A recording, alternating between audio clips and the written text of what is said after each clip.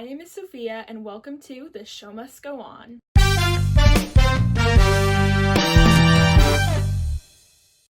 So today I am making my first video about Sabrina Carpenter, who is one of my favorite singers. I have been a longtime fan since 2014, very start of her career with Girl Meets World and everything. And so I'm so happy to finally see her receive her flowers after all this time. So today I am doing the very hard task of ranking every single Sabrina Carpenter song. So I will be ranking 77 songs, but I will be splitting this ranking into 3 parts. So this will be my bottom 27 Sabrina songs. And I just want to give a little warning before the start of this video. I'm not claiming this, to be like the end-all be-all ranking of Sabrina songs. This is purely just my opinion. I do have a little bias towards a lot of her older music because it just means a lot to me because I grew up with it. Some of the songs that I rank are technically better than the ones that I ranked above them, but it's kind of just based on what I just personally love to listen to. So this will be numbers 51 through 77. Okay, so at the very bottom, my least favorite Sabrina Carpenter song, at 77, we have Too Young. This is from her first album, Eyes Wide Open. Even when I was younger, I always skipped this one. I am not the hugest fan of ballads. She was younger, it's not her best work. At 76, I have Shadows, which is from her second album, Evolution. Kind of the same thing. This is the ballad of that album. It's a nice message. I think she used to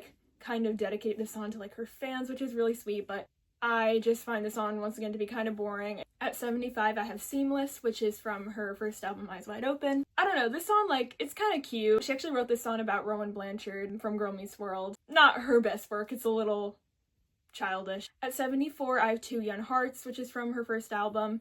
I don't know, this is another one that just was kind of always a skip for me. I like it a little bit better than Too Young or whatever because it's a little more interesting, it's a little more upbeat and stuff. Even when I was a kid, I was bothered by the fact that she had a song called Too Young and Two Young Hearts on the same album. I feel like it's a little repetitive, the messages of the songs. At 73, I have Skin. So obviously this was a standalone single that she released in 2021.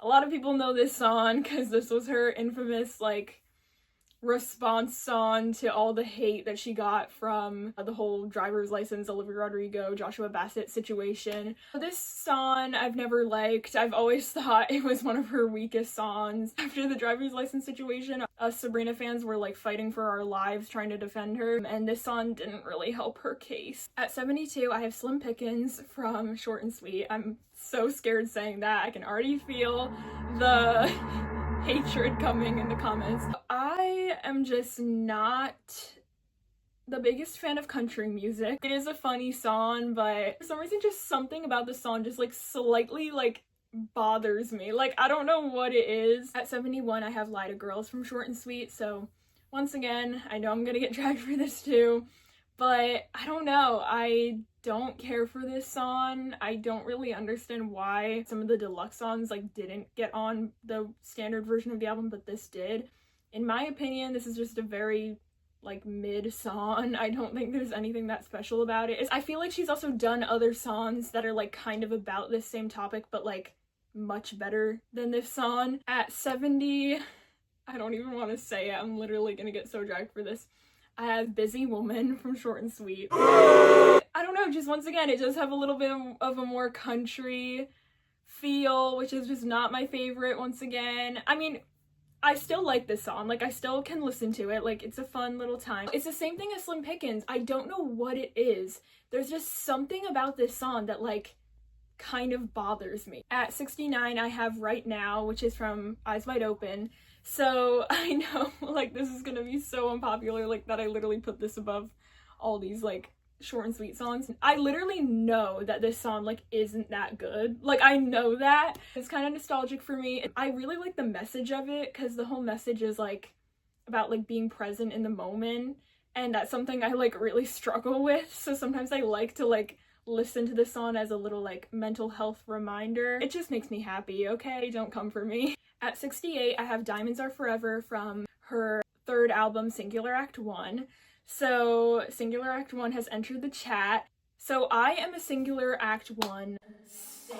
Like, I love that album so much. If you have not listened to Singular Act 1 and you're a Sabrina fan, please, please, please, please, please, listen to it. It is literally a masterpiece. So I love this album, but this has always been my least favorite. At 67, I have I Can't Stop Me featuring Saweetie from Singular Act 2. I remember when I first listened to Singular Act 2, I was like, it was like the one song from the album that I didn't like. But I was like re-listening to it, you know, to make this video and everything. And I was low-key like, wait, why am I kind of feeling this? The one thing I don't like about this song is I don't really like Saweetie like in the chorus. But like I actually really like the verses of Sabrina, and I kind of really like Saweetie's rap. At 66, I have Dumb and Poetic from Short and Sweet. Once again, another one that I'm gonna get dragged for. I mean, I do like this song, like I do listen to it, but once again, it is a ballad. I can get down with a ballad like when I'm, you know, in my feels. I do think this song, first of all, is way too short. I do think it's a little simplistic, and the theme of it is a little overdone. At 65, I have Bad Reviews from Short and Sweet. Okay, this is gonna make me sound like a Short and Sweet hater. I swear to God, I'm not a Short and Sweet hater. I do really like it, of course. But I am gonna be honest, it's not my favorite Sabrina album. My favorite is Emails I Can't Send, and then my second favorite is Singular Act 1, and then Short and Sweet. So Bad Reviews, once again, is another one that kind of has a little country twang in it, so once again, not my absolute favorite, but I do actually like it a little bit better than like Slim Pickens and stuff, because the melody's a little bit like catchier to me. At 64, I have Couldn't Make It Any Harder from Short and Sweet. I do like this song better than like Busy Woman and Bad Reviews though, because it does remind me a lot of Hopelessly Devoted to You from Grease, which I know a lot of people, you know, have made that comparison. So at 63, I have Exhale from Singular Act 2. But this song, once again, is kind of like the ballad of the album. You see a theme in this video. I do think it's nice. It is about anxiety, which I really like because I also have anxiety. So I do really appreciate that, and, you know, I think the lyrics are very honest. I've just never been the absolute biggest fan of the melody of it, but it is also special to me because it was the encore that she did the first time I saw her at the Singular tour. At 62, I have Darling I'm a Mess from Eyes Wide Open. This song was also written by Meghan Trainor, just like her debut single Can't Blame a Girl for Trying. I do think the melody is very catchy, and once again, I do have some nostalgia towards it. So at 61, I have Will Be the Stars from Eyes Wide Open once again. So once again, like, I know this song probably technically shouldn't be above like some of the Short and Sweet songs or whatever, but I'm sorry, I just have so much nostalgia towards this song. Like, this was literally one of my favorite songs in the entire world when I was younger, when it came out, and like I just have so many good memories attached to it, and it's just such a cute song. Like, if you've never heard it before, just give it a listen and watch the music video. The music video is also very nostalgic to me. I remember them playing it on Disney Channel like all the time. At 60, I have Looking at Me from Singular Act 2. So I know this song is a little bit more well known. I think it like kind of had a little moment on TikTok. It's kind of fun. It's a different vibe from her from like any of her other songs. At 59, I have Mirage from Evolution. So this has always been one of my like least favorites from Evolution, but I do still like it.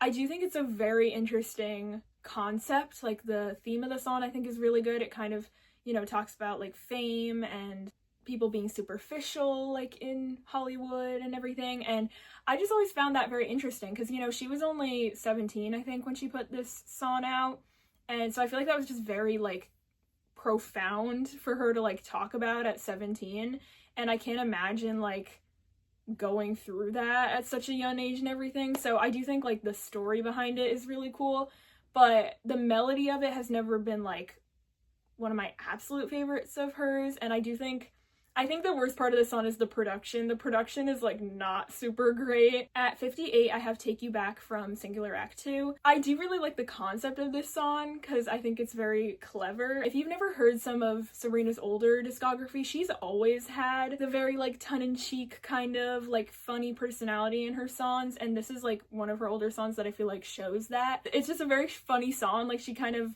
relates the feeling of not liking someone anymore and with like wishing you could like return something at a store, and I just think that's a really funny like comparison to make. Like, she literally has a lyric in the song that says, "Every moment that I ever spent on you, should have just bought a new pair of shoes," and that's low-key iconic. At 57, I have I'm Fakin' from Singular Act 2. First of all, I just have to say that I'm always so surprised that this wasn't like her collabing with Zedd, because I feel like it was such a signature Zedd thing, like especially in like 2018 or whatever, or like 2017, to have that like ticking like clock song in the back of songs, especially like in the pre-chorus, and this song has that. And so, and just the production in general to me just like really sounds like it kind of sounds like The Middle. So if you like that song, then you would like this song. So that's the thing, is like the production does feel a little like outdated. At 56, I have All We Have Is Love from Evolution. Like, it very much feels very like Disney Channel. I do just have really like fond memories attached to this song though, because at her Singular tour when I saw her in 2019, she would sing this song and she would have like a rainbow spotlight. She used to kind of dedicate it to her LGBTQ plus fans. So I just think it's like really sweet for that reason. So at 55, I have Run and Hide from Evolution. So this is kind of more of a ballad, but I do actually like this ballad a lot more than like some of her others. I think the theme and message of it is very, once again, like profound for the fact that she was only 17 when she wrote this. At 54, I have How Many Things from Emails I Can't Send. So this is the first email song. So, you know, this is one of the only email songs that will be like this low on the list. When Emails first came out, I used to hate this song. Like, I thought it was so boring. And this song is kind of known for, the song literally starts with her saying, "You used a fork once, turns out forks are effing everywhere." So that lyric does still kind of make me cringe. I think it goes on for way too long. Like, it has the opposite problem of Dumb and Poetic, like, but I do still like it. Like, it's really heartbreaking and really sad, and I've definitely had some like emotional moments listening to this song. At 53, I have Please Please Please from Short and Sweet. So this might get a lot of people mad once again. I've never been the absolute biggest fan of this song, even though it's like one of her biggest hits. Once again, I think it's just because it has that like country vibe, but you know, I still do like it. I'm not like a complete hater of the song. Like, I still literally like bop to this song pretty frequently. The thing that most bothers me about this song, for some reason, I really do not like the production. Like, I'm sorry, Jack Antonoff, because there's something about this song that like, it feels like something's missing to me. Like, it feels like there's like an instrument missing. Then at 52, we have Coincidence from Short and Sweet. So once again, another one that's gonna get a lot of people mad, but I mean, you already know what I'm about to say. It does have a little bit more of that country, or I don't even know if it's like country. I don't know what you would consider like the vibe of this song, but once again, like, I don't hate this song. I still really like it, and you know, I think it's very clever and spills a lot of tea about Shawn Mendes and Camila Cabello, especially the last part of it. You know, I think that's a lot of people's favorite part. Like, the very end is like, it's so good, and it like really gets you riled up. And finally, to end off this video, at 51, I have Can't Blame a Girl for Trying from Eyes Wide Open. So of course, this is her debut single that came out in 2014, the first song that I ever heard from her, obviously. I know like this song probably isn't technically as good as some of these other songs that I ranked it above, but I'm so sorry. Like, I just have to have it up here because I have so much nostalgia towards it and so much emotional attachment to it, because obviously it was her first song, and it's how, well, you know, I was a fan of her from Girl Meets World, but like also from this is how I became a fan of her. The music video is so nostalgic to me. If you've never seen it, like, please watch it. I don't know, I just think it's a cute song. I know it's not the best song in the world, but it brings up a lot of good memories for me. So that is my bottom 27 Sabrina Carpenter songs. Once again, I know a lot of people are going to disagree with a lot of my opinions in this video, but once again, it is just my opinion and it's just for fun. I definitely want to know what your guys' bottom 27 Sabrina Carpenter songs are, so please leave it down below. I'd love to read it. And stay tuned for my part 2 and part 3 of this video coming very, very soon. I just love all the pop girls, not just Sabrina. And next week, I will be reviewing and reacting to Ariana Grande's deluxe version of her album Eternal Sunshine, which I'm so excited about. So if you are an Ariana fan, please stay tuned for that. So thank you so much for watching, and I'll see you next week. Bye!